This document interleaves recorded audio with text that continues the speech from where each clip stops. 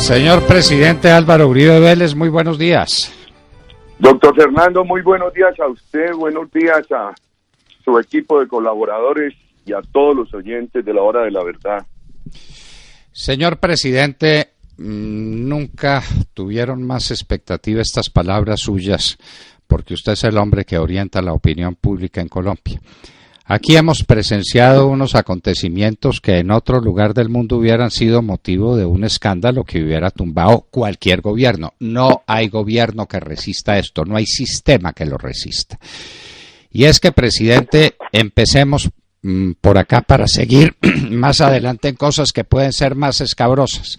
¿Dónde están los grandes electores de Santos en el año 2014? ¿Dónde están? Los ñoños y los musas, los que le ponen la mayor cantidad de votos al presidente Santos, sus amigos del alma, sus amigos de la entraña, ¿dónde están? Ñoño en una cárcel y Musa con 5 procesos en la Corte Suprema que no avanzan porque dicen los mismos amigos de Santos que para eso compraron las altas cortes. Los políticos amigos de Santos desde la costa atlántica, los que han comprado los votos, están contra la pared, presidente. ¿Cuál es la visión que usted tiene sobre ese particular? Doctor Fernando, mire, yo he tenido allí una gran preocupación. No puede ser que el presidente de la República corrompa a una gente y él siga indemne. Él fue el canalizador de esos recursos del dinero, su séquito, él mismo.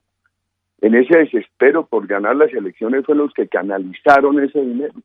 Inclusive nosotros estamos pendientes de una información que tan pronto la tenga en mis manos, ya me la han anunciado, la entregaré públicamente a las autoridades para que se verifiquen aportes muy grandes, muy superiores a lo conocido por parte de Odebrecht a la campaña, y se verifique la participación directa del presidente de la República.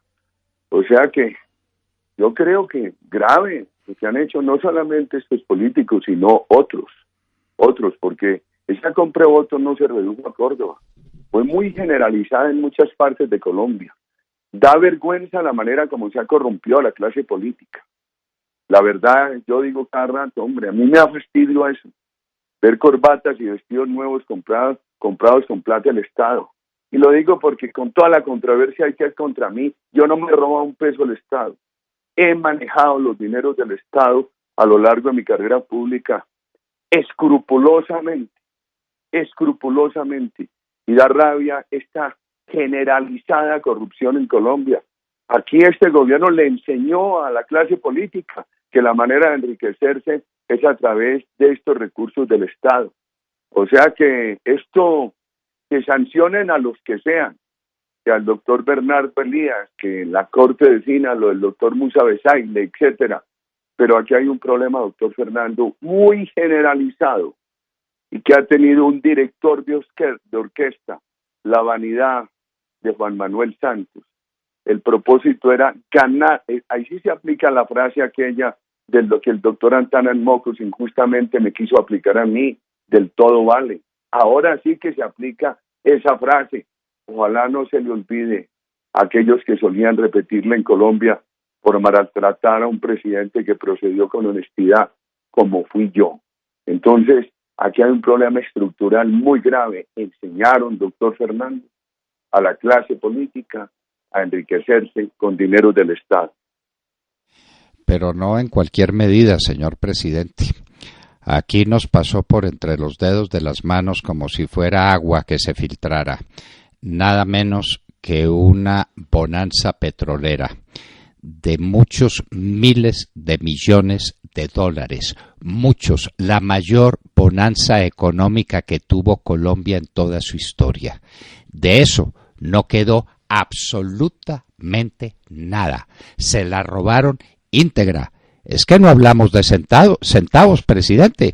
Y si a eso se le suma el valor del endeudamiento público, el interno y el externo, estamos a puertas de un sistema de corruptelas mayor que el que hubo en América. Bueno, si se hace a un lado el de Venezuela, que como allá hay más dinero, pues es más posible la corrupción. Presidente, la bonanza petrolera y el endeudamiento externo no es el precio de esta corrupción a gran escala. Son fuentes fuentes de recursos que el Estado ha derrochado y por supuesto ayudaron a esta corrupción. Mire, doctor Fernando, se atrevió para una revista, la revista Querido, el sobrino del presidente de la revista Semana, a sacar una nota de alguien del gobierno que decía que la bonanza petrolera de la Rasturi, ¿de cuál? Ayer recordaba yo en un debate con el viceministro de Hacienda en la Comisión Séptima, el año que más ingresos petroleros tuvo el gobierno nuestro fue el 1.6 del PIB, este gobierno del 3.6 del PIB, y lo derrochó. Hablaban ayer, no, es que ahora tenemos una crisis del petróleo, como me decían, como la crisis que ustedes tuvieron en el 2009. Dije, una cosa muy diferente, la crisis nuestra en el 2009 tuvo 3 causas. La crisis de la economía internacional, que ahora no hay. Ahora Argentina está saliendo adelante, Brasil tiene un problema político enorme, pero económicamente está saliendo adelante. Los resultados de Argentina en favor de Macri acaban de demostrar que todo ese ajuste tan doloroso que él tuvo que hacer el año pasado y que empieza ya a revertir y a mostrar tendencias positivas de la economía, el pueblo argentino lo recibió bien y por eso se anticipa por lo que ocurrió en esa plenaria que Macri pueda ganar ampliamente la elección, está prevista para dentro de un mes, etcétera. Aquí no hay crisis de la economía internacional. Aquí hay se bajó el petróleo, que en otras partes no ha producido esos efectos de crisis como acá. Recuerdo que en aquel año 2009 Chávez nos cerró el mercado, se sumó a la crisis de la economía internacional. Ahora el país se ajustó hace mucho tiempo a no depender del mercado de Venezuela. Y yo tuve que tomar una medida muy dolorosa en su momento, que fue dolorosa por lo que le costó a los ahorradores incautos y de buena fe, que fue la intervención de las pirámides. Yo le decía al viceministro de Hacienda ayer, que no se olvide que nosotros tuvimos crisis, pero acompañada de confianza e inversión. El problema es que esta crisis que hay ahora es sin confianza e inversión. Me decía, ¿pero cómo? Niveles de inversión del 28%, herencia que les dejamos y la están maltratando. Y entonces, ahí hay una trampa en las matemáticas. Una cosa es medir inversión en dólares, con dólar a 1.800 pesos que nos tocó a nosotros, y otra cosa es poner toda esa inversión en dólares y medirla con dólar a 3.000 pesos. Por supuesto, con dólar a 3.000 pesos aparece una inversión mucho más alta frente a un PIB de 900 billones que con dólar a 1.800. Si eso se ajustara con esa tasa de cambio, doctor Fernando, la tasa de inversión de este gobierno que dice que es del 27-28, estaría alrededor del 20%. Cuando le dejamos tasas para que tuviera hoy tasas, una confianza de inversión para que tuviera hoy tasa del 32%. Y con otro problema, usted pregunta por el endeudamiento. El endeudamiento en el sector público consolidado quedó en el 43 al terminar nuestro gobierno, lo tienen por encima del 54. El endeudamiento del gobierno nacional central, cuando terminó nuestro gobierno, quedó en el 36, lo tienen por encima del 43. Petróleo, hombre, nosotros le dejamos más de 2.000 millones de barriles en reservas probadas, tienen menos de 1.600. Nosotros estábamos produciendo 870.000 barriles, pero aumentamos las reservas. Ahora disminuyen todos los días. Hasta mayo llevaban 25 pozos. Yo no sé realmente, al terminar el mes de julio, cuántos pozos se habían consolidado, cuánto era la cifra consolidada de pozos explorados este año. Nosotros le dejamos una herencia de 133. Usted se imagina que nosotros hubiéramos tenido 3.100.000 millones para invertir en la agricultura.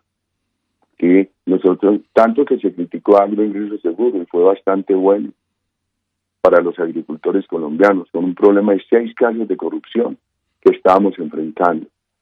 Y favoreció el Agroingreso Seguro favoreció a 380.000 agricultores, un gasto en 2 años de 800.000 millones.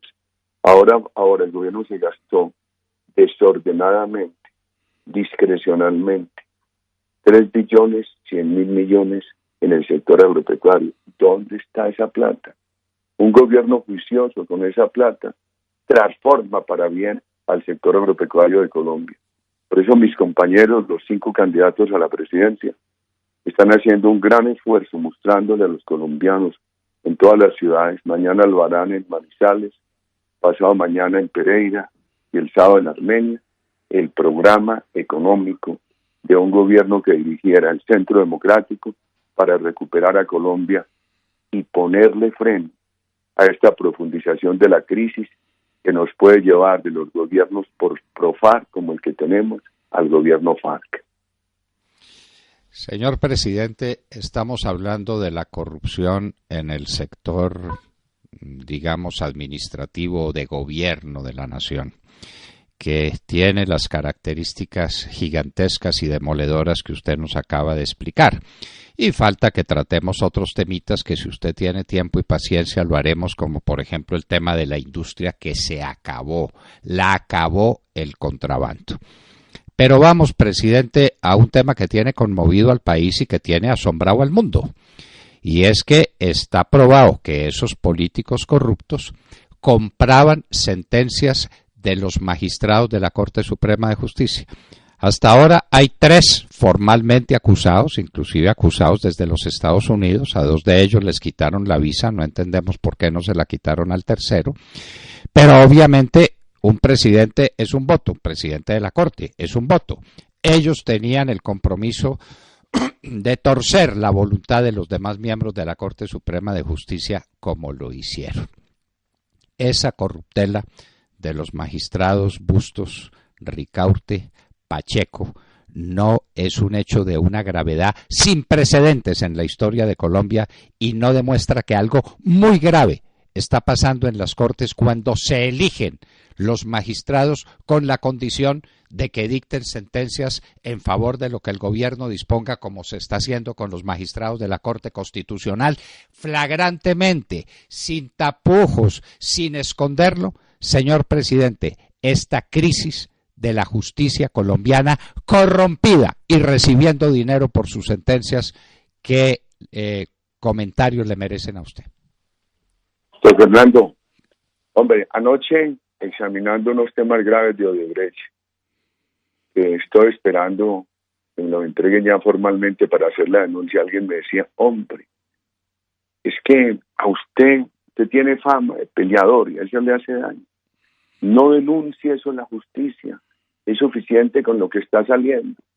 El pueblo colombiano entenderá que usted tenía razón como presidente cuando denunció eso. Nos toca seguir denunciando, doctor Fernando, hasta que haya una reforma a fondo.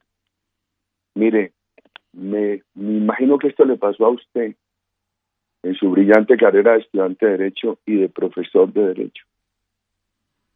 Se tenía en Colombia un gran respeto por la Corte. Yo recuerdo en mi época de estudiante de Derecho, sabíamos el nombre de los magistrados, por quién se tenía más respeto, por todos. Eso era impresionante. Un respeto, era reverencia a los magistrados de la Corte Suprema de Justicia. Mire lo que pasó en el gobierno mío. Se destapó esa corrupción. Pero ¿sabe qué me da tristeza a mí? La prensa nacional, que en algunos momentos de la vida nacional ha sido faro que ilumina. Lo que hizo fue guardar silencio frente a los daños de la justicia y simplemente emprenderla contra mi gobierno. Debería hacer una reflexión el director del Espectador, el doctor Fidel Cano. Y entonces, simplemente por inquina frente a mi gobierno, le taparon todo a la Corte. Apareció que no fue rumores de mi gobierno.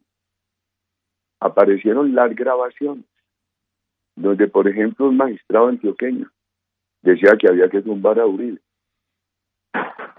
Otro magistrado decía que había que condenar a los miembros de mi gobierno por razones políticas, porque la Corte tenía que asumir una posición de solidaridad de cuerpo, etcétera. Y eso medio se publicó, no tuvieron más de otra que publicarlo, y no se les censuró. Entonces, una barrera moral que en la prensa nacional ha tenido Colombia en muchos momentos, en ese momento la barrera se debilitó, y todo por razones de pequeña política, porque no les gustaba Álvaro Uribe. Qué cosa tan grave la que se ha destapado. Y nosotros, la verdad es que yo recuerdo haberle dicho a la Corte, al mismo doctor Leonidas Bustos, hombre, yo no tengo ningún ánimo de perseguir a la Corte. Yo no tengo espíritu para mandar que les pongan una grabadora. Yo soy un combatiente con todos los errores, pónganme todos los defectos, pero yo soy un combatiente que procedo de frente. Yo no soy capaz de ordenar escuchas ilegales. Yo combato de frente. Es que me choca por mi propia personalidad ir a ordenar escuchas ilegales. ¿Qué no le dijimos? Se reían de uno. Se reían de uno. Y le vendieron al país la tesis que era que el gobierno mío lo estaba persiguiendo y que era un gobierno corrupto. Cuando utilizaron al gobierno mío para esconder ellos su corrupción. ¿Sabe qué es similar? En una brigada, y me da mucha tristeza decirlo, en mi gobierno, por ocultar al narcotráfico, mataron gente inocente. Esta Corte, por ocultar un sector, porque hemos estado muy buenos, muy decentes, un sector, por ocultar delitos, mandaron a la cárcel a gente inocente. Eso es un falso positivo. Eso es un falso positivo. Ahora, ¿qué hay que hacer? Creo yo, doctor Fernando, crear una gran conciencia nacional, no una reforma epidérmica. Yo le voy a pedir a usted que reflexione sobre esto en estos días. Paloma Valencia, desde el año 2014,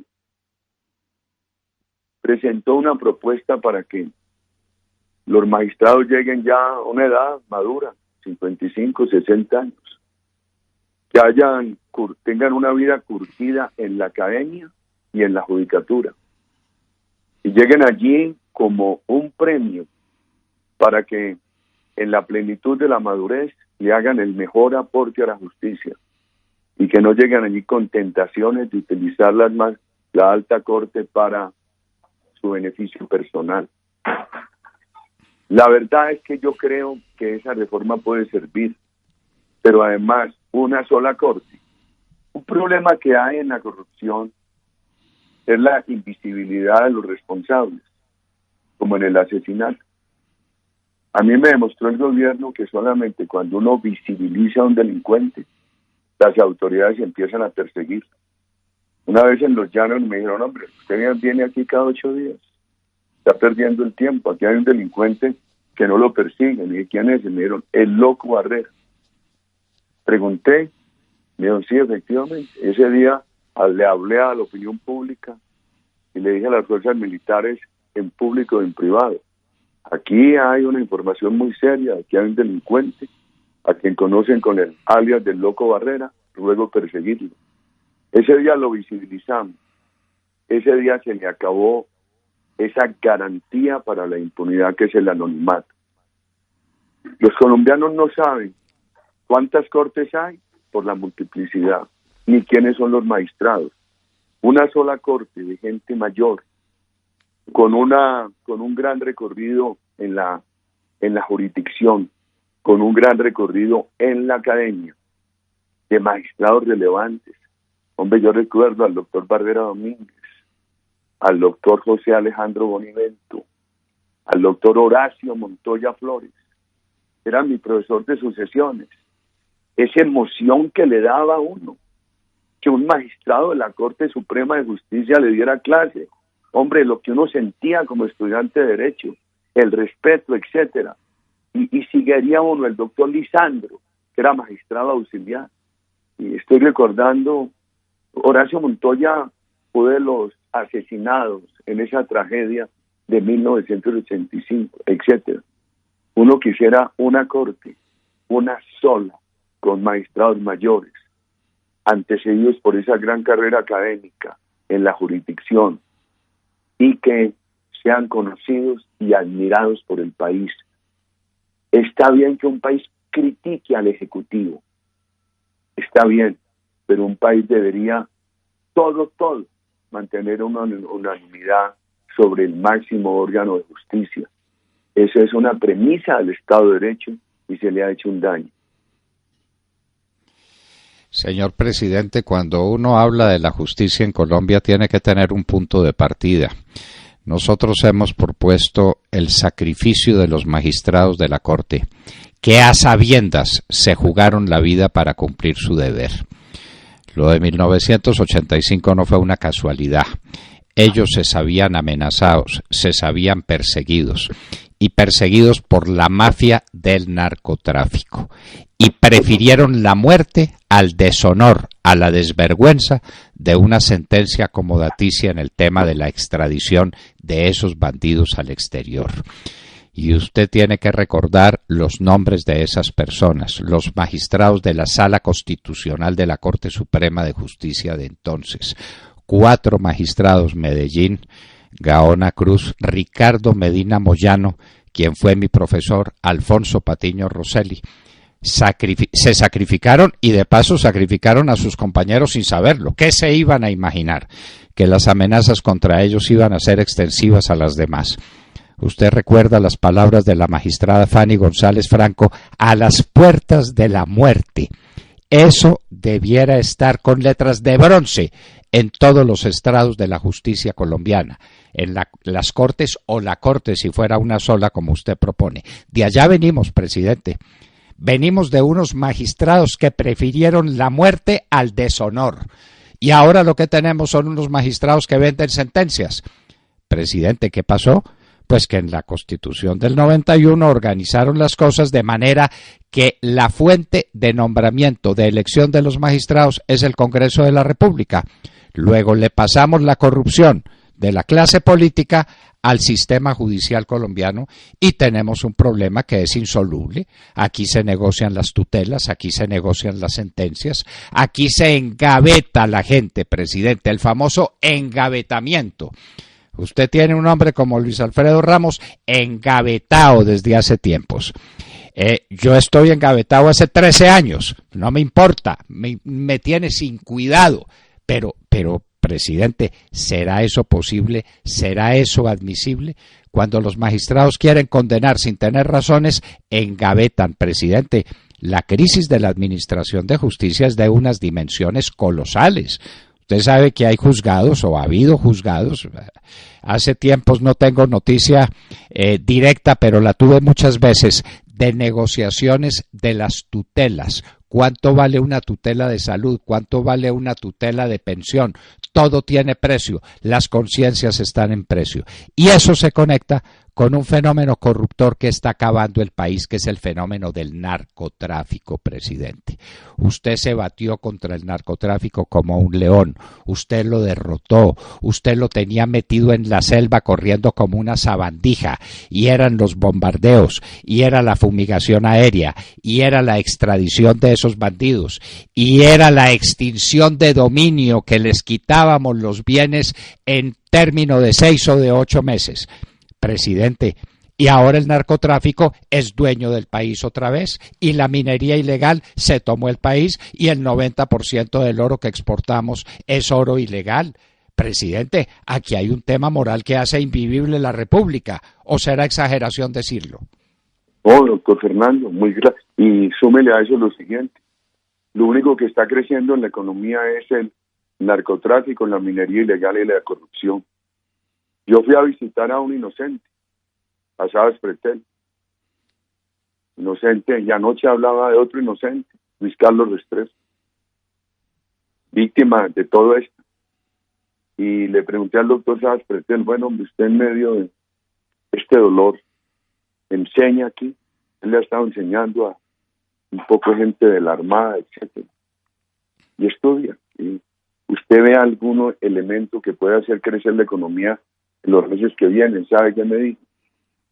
Hombre, veo dificultades porque no sé si con el alto nivel de endeudamiento de los consumidores colombianos se puede dar una transición de la baja de intereses a los tarjetavientes y un aumento de los consumos. Pero de todas maneras hay un factor, triste decirlo, que está activando el comercio. Se llama el narcotráfico. Qué tristeza. Este país mostrando unas cifras pánfilas y anémicas de crecimiento de la economía, pero por el narcotráfico, por la minería ilegal y por la corrupción. Doctor Fernando, cuando yo lo vi ahora a usted sobre los nombres de esos ilustres magistrados, Manuel Gaona, el doctor Carlos Medellín y de los otros, recordaba que el buen nombre de ellos no se hizo público solamente después del Holocausto. Millones de colombianos conocíamos su nombre. Muchos colombianos repetían el nombre del presidente de la Corte, que era el doctor Reyes Echandía, y así sucesivamente. Yo creo que el país tiene que pensar en ese tipo de cortes. Y quiero decirle una cosa. A mí me da mucha tristeza tener que señalar problemas de corrupción en la justicia colombiana, porque ha habido, además de estos del Holocausto, ha habido muchos héroes. La semana antepasada que yo estuve en Neiva, recordaba, en un consejo comunitario que teníamos un sábado, nos avisaron que había mucho peligro, mucho riesgo, porque las autoridades tenían información de una casa bomba en el área del aeropuerto para derribar el avión presidencial. Yo me fui el día antes, tomé un helicóptero y me llevaron por otra parte, por otra ruta, aterrizamos en la brigada. Allí había una fiscal comprometida en la lucha contra el terrorismo y contra el narcotráfico. Y dijo, no, ya tenemos informe. Y se fue con los policías y agentes y eso. Llegó a enfrentar eso, a allanar esa casa. La estallaron, mataron a la fiscal y a todos ellos.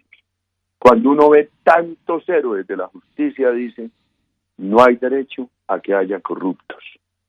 Yo confío que unas gentes que están llegando a las altas cortes ayuden a corregir esto. Porque Álvaro Gómez Hurtado tenía toda la razón. Discutamos sobre todo, pero que la justicia no esté en entredicho. La justicia no puede estar en entredicho, doctor Fernández. Es destructor del Estado de Derecho. Uno dice aquí, bueno, esta situación de la economía, esta situación de la corrupción política, estos temas de Odebrecht, las sentencias engavetadas, y súmele a esto, la FARC, la minería ilegal, la FARC ahora a meter equipos profesionales de fútbol en un país que tuvo tanto sacrificio para erradicar el narcotráfico del fútbol. Y entonces sumarle desconfianza en la justicia. No puede ser. Hasta mejor habría sido para el país que el equivocado hubiera sido yo. Y que la ciudadanía pudiera decir, no, hombre, eso que Uribe hizo con la Corte era una rabieta. No es que ese tipo es muy contestatario. Ese tipo es Uribe, es muy peleador, paramilitar peleador. Hasta mejor hubiera sido eso. Y ver nosotros que todo lo que vivimos en ese momento está comprobado. Yo hoy lo que pienso en las nuevas generaciones es que juristas como usted y personas muy jóvenes como Paloma Valencia, que ha estudiado el tema, nos den una solución definitiva y que la implementemos. Yo creo mucho en el magistrado visible, querido, admirado por el pueblo, no solamente por los estudiados del tema, sino por la ciudadanía. En una sola corte. Ojalá Colombia pudiera llegar allá algo a eso. Ahí le queda un deber a usted, ayudarnos a ver qué se le propone a este país en ese tema. Qué dolor lo que está pasando. Presidente, una parte muy importante de los colombianos hoy tienen hambre. La crisis económica del país es de unas dimensiones colosales. Aquí, con todo respeto, en la hora de la verdad hemos dicho que el próximo tema central de la elección presidencial y de las elecciones parlamentarias no va a ser la desmovilización de las FARC, ni la corrupción, ni tantos temas graves que tiene el país. Va a ser la economía. Presidente, la gente tiene hambre. Crecimiento del 1.2 y del 1.3% y del 3% y del 2% como ha venido creciendo la economía en los últimos 3 años. Es hambre para la gente. Usted vio a un empresario tan importante que estaba ayer hablando de su sistema de su sistema productor de confecciones, diciendo las confecciones que pueden significar 1,5 millones de empleos están contra la pared. ¿Por qué? Y dicen que es que los aranceles y que los tratados, mentiras, el contrabando, presidente. ¿Y el contrabando qué es? Lavado del dinero de las FARC, lavado del dinero del narcotráfico. Y las industrias se están cerrando. La gente está empobrecida. Arturo Calle tiene razón. Las confecciones se acabaron. Usted tiene una firma que conoce como sus manos, que es Fabricato, que cierra 14 días que no le van a servir para nada, porque está atiborrada de inventario como si fuera a empezar diciembre para empezar a despachar. Las confecciones, las telas, toda la producción industrial del país está en jaque por el contrabando, y el contrabando nace del lavado de activos del narcotráfico. Presidente, la gente tiene hambre. Un país con hambre no puede pensar. A una gente con hambre no se le puede exigir buena conducta porque está enloquecido para llevar un trozo de pan a su casa. Presidente, ¿ese no es el tema central del país en este momento? Hombre, a usted ya le llegó un correo que nosotros hemos venido completando. Ayer le pedí al senador Cabrales que lo leyera en la plenaria. Utilidad neta del Grupo Sura cae de 50.5. A mí yo dije, hombre, esto es parecido al cuarto año de Chávez, cuando ya se veía ese desplome de la empresa privada. Y es que alguien me decía, yo estuve por ahí en la Universidad de los Andes en Chile, en la Universidad Chilena de los Andes, gran universidad. Me invitó muy generosamente a una conferencia en el día de la universidad, y el día del egresado, fue el viernes. Yo no salgo mientras haya congreso. Y entonces allá dijeron, mire, es que el castrismo tiene varias expresiones. A las empresas no hay que acabarlas solamente vía expropiación. Las pueden acabar vía impuestos, vía discurso político agresivo, como el que tuvo Correa en Ecuador.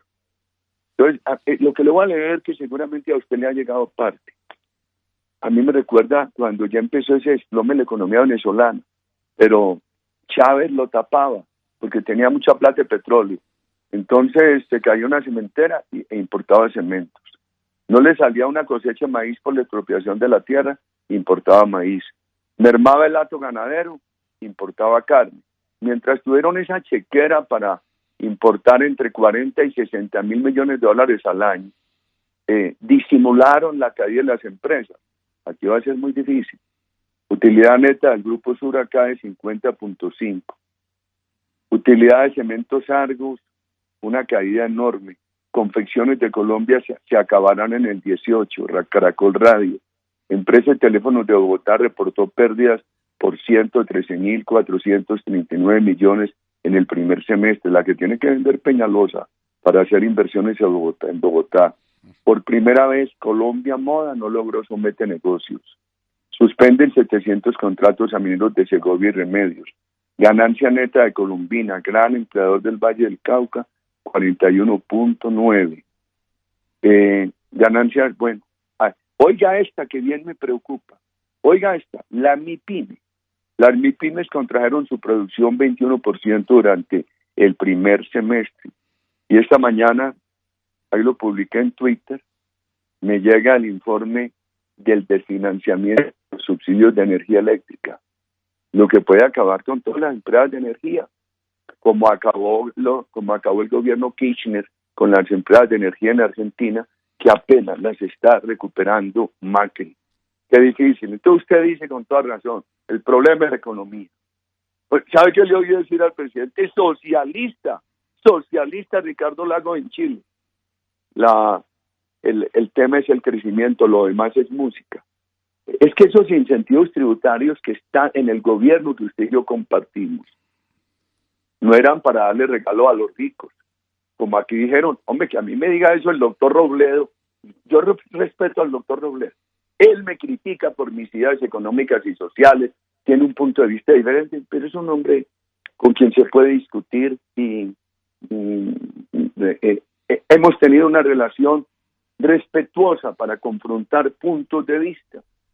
la verdad es que me critique el doctor Rodolfo está bien, pero los economistas, los sabios de este país, el doctor Cárdenas, el doctor Perry, el doctor Ocampo, el uno y el otro, ya que eran regalos nuestros a los ricos, los incentivos que sirvieron, la ley de estabilidad que sirvió. Uno se monta en esos aviones nuevos de Avianca y los pudieron traer porque el gobierno nuestro recuperó a Avianca de la crisis, le dio todos los incentivos, le ayudó a resolver el problema pensional y le dio la ley de estabilidad que este gobierno quitó.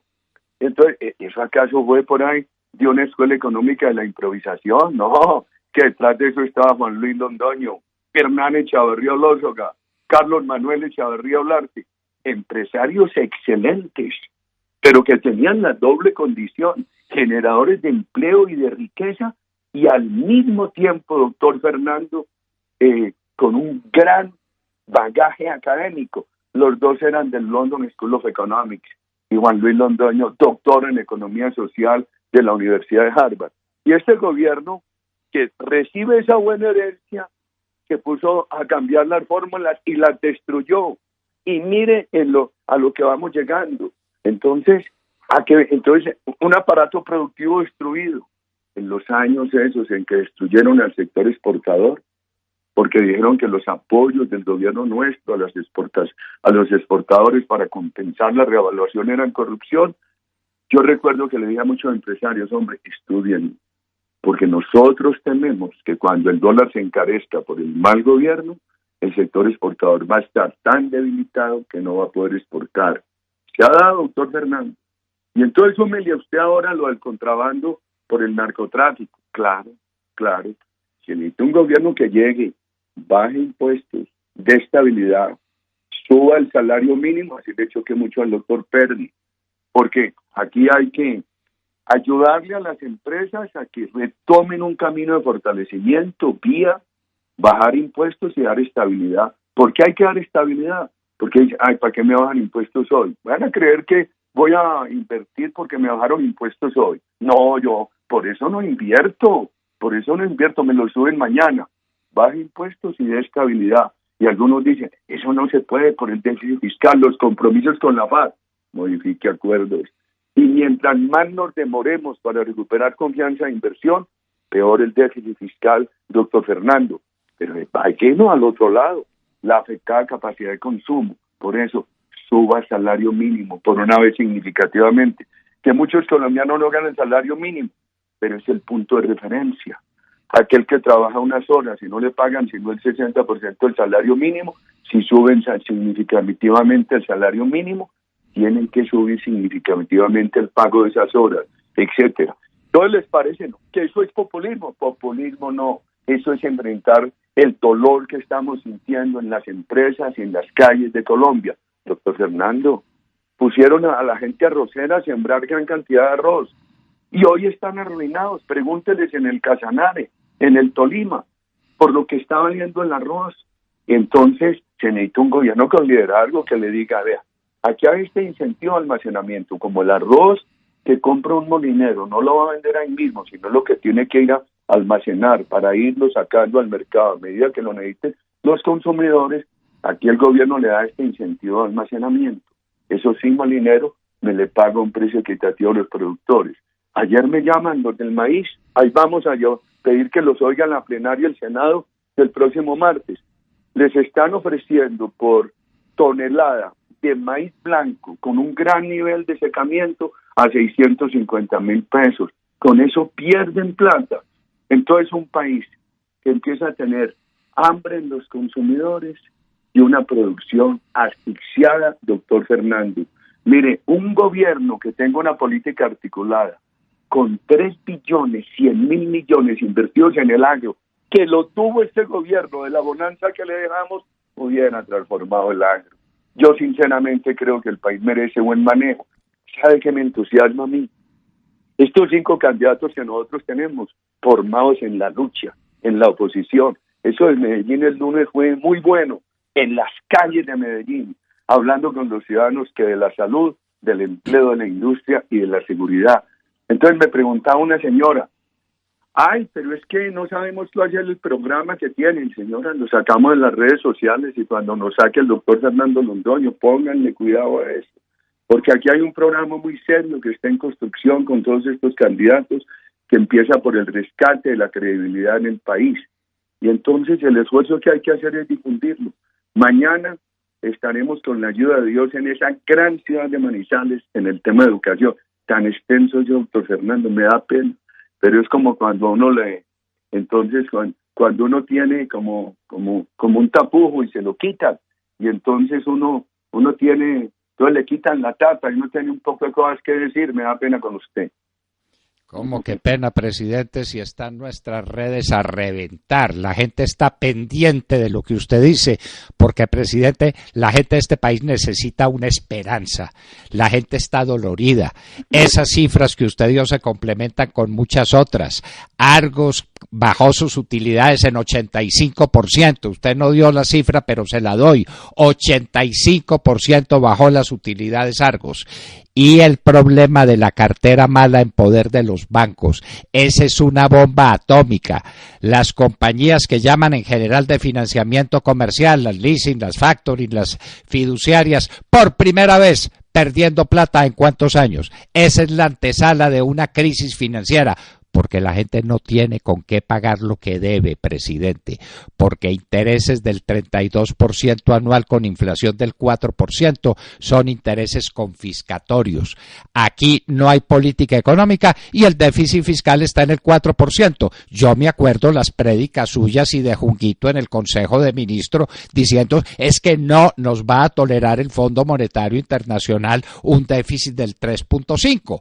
Andamos en el 4% de déficit fiscal. Presidente, el país está destruido, está arruinado. La gente necesita una esperanza y la esperanza es su palabra y la esperanza son sus luces, presidente. Doctor Fernando, a mí me dicen, ¿qué va a hacer el nuevo gobierno con el déficit? Digo, hombre, una cosa es déficit con desconfianza de inversión y otra cosa es déficit con confianza de inversión. El principio de la solución del déficit colombiano es reconstruir la confianza de inversión. Porque Santos dirá, sí, Uribe me dejó déficit. Yo le dije un déficit transitorio, que me obligó a ese déficit las circunstancias de la economía internacional, pero le dejamos una manguera de inversión enorme, que la derrochó. En estos días le decía yo a los 5 candidatos, hombre, ustedes han hablado más acertadamente de la que este gobierno se derrochó la bonanza petrolera, pues se derrochó otra bonanza. Se derrochó la bonanza de confianza de inversión. Es decir, que usted dice, tiene un principio de solución que es recuperar la confianza de inversión en Colombia, doctor Fernando. Ese contrabando, este país va a tener que militarizar fronteras, los militares en los campos de coca. Esto va a tener que ser con autoridad a criminalizar ese contrabando, con autoridad a acabar ese narcotráfico. Y hay que decírselo con toda claridad a los colombianos, doctor Fernando. Ahora, yo se me hago una pregunta. Cuando yo salí a la presidencia, decían, ahora sí llegó la gente preparada y del buen gobierno. Y decía el doctor Armando Montenegro el uno del otro. Entonces, este es el fracaso de los sabios. Hombre, qué cosa tan grave, qué cosa tan preocupante para el país. Entonces, los que nos han llevado a este fracaso son los titulados como los sabios del país. Cuidado. ¿Sabe qué es lo grave? Que fracasen estos sabios y que el país crea que la solución está en la izquierda. Hombre, eso es mantenerse en lo peor. Por eso yo creo que hay que buscar este camino que vienen trazando 5 formidables candidatos del Centro Democrático, que además son garantía contra la corrupción. Laureano Gómez solía decir que el problema no es siempre de instituciones, es de seres humanos. Esos 5 seres humanos, por su transparencia, su capacidad de estar comprometidos con una oposición, etcétera, son una garantía que el país tiene contra la corrupción. Presidente, así es, una situación crítica para el país y la necesidad de una esperanza. Esto tiene que tener una salida. Presidente, mientras haya narcotráfico en Colombia, mientras produzcamos 1.000 toneladas métricas de cocaína al año, mientras tengamos más de 200.000 hectáreas sembradas de coca, No hay esperanza, presidente. La coca daña toda la economía. No es posible un proyecto macroeconómico cuando el tipo de cambio lo fijan las FARC, lo fijan los bandidos a través del dinero que produce la cocaína. No es posible. El Banco de la República no maneja la macroeconomía, la manejan los bandidos. Usted lo entendió y usted le declaró la guerra a la coca y usted venció la cocaína. Ahora, para colmo de males, tenemos la noticia de que se disparó otra vez la heroína y que el ELN es el que maneja los cultivos de amapola. Presidente, mientras haya cocaína y esa cocaína la manejan las FARC, el ELN, las BACRIM, el clan del Golfo, el clan de no sé dónde, ¿qué le importa a uno cómo se llamen los bandidos? O desaparece la coca como usted prácticamente la desapareció, la arrinconó, la puso contra la pared y estaba a tiro de haz para acabar la coca en Colombia, o esto no tiene horizonte, presidente. Esa es la visión nuestra, corríjanosla. No, doctor Fernando, y eso necesita autoridad. Y la autoridad ejercida, muchos piensan, es que Uribe es muy bravo de guerra. No, es que la autoridad tiene que ser firme, sin vacilaciones. Cuando se llega a enfrentar el crimen, hay que enfrentarlo. Nosotros necesitamos elegir un gobierno que llegue con autoridad moral y con firmeza, sin cálculo, a derrotar el crimen. Hombre, doctor Fernando, vea, no, yo estuve mis compañeros y yo estuvimos en el Caquetá la semana pasada en los foros del partido. Hombre, el Caquetá es una república, son 90.000 kilómetros. Un hato ganadero muy importante, unas tierras que le podían dar la comida al mundo entero.